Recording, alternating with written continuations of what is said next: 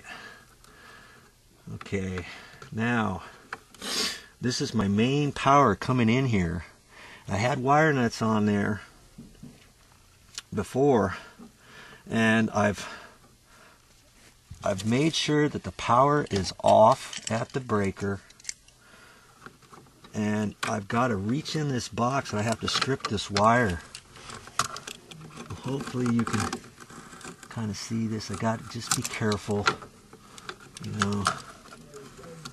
The last thing you want to do is cut your hand, your fingers or something, you know. This stuff is really kind of brittle, and that's how they did it in the old days. They wrapped this paper around there like that. You gotta take that off. Sometimes you can just pull it and it kind of curly-cues off of there. Okay, I'm going to leave the wire nuts on here for right now. The main thing I'm going to do is strip these wires back and get ready. Okay, so here's one of my new 12-2 with ground wires. Get back in there and score that. Get your hand out of the way when you can, you know. And don't score it too hard, you know.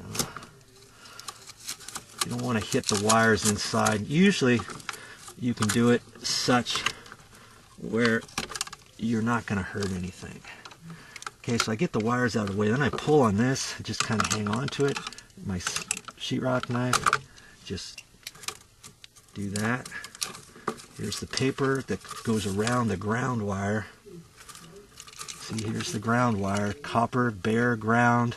That's the ground wire, your white wire or black wire. The black wire is your hot, white is neutral, and your ground wire. Okay, so we've got those right there.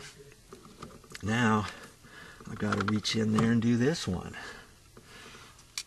Kind of at a funky angle here. Maybe I can get up here.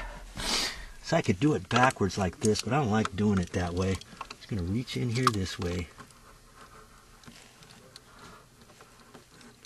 Pull that out of the way.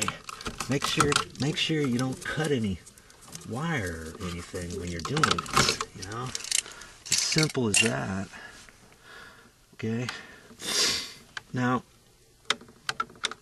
before I explain too much, we all know, I don't know if you know or not, but I mean, all the ground wires are going to be connected together, okay? And so I've got 3 ground wires. This white one happens to be a ground wire. I just happen to have an old piece of wire, okay? So I'm going to cut that, and let's just make the ends the same length. I got 5 or 6 inches coming out of here. Okay, line that up. Do that. Take my wire strippers, and I'm just going to strip that back a little bit. Okay. Now, I'm just going to put a wire nut on here because I don't have to connect anything else to this. I could use crimp splice caps, they're called. I don't really need to do that here. Okay.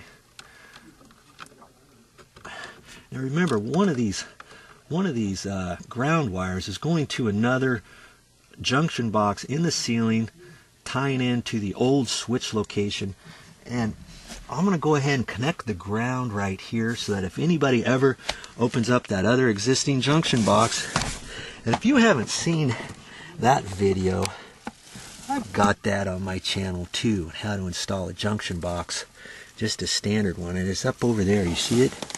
There it is. Okay, that yellow wire comes over here, and that's the one that comes into this box. Okay, let me set this camera back up. You can see what's going on here. Where are we?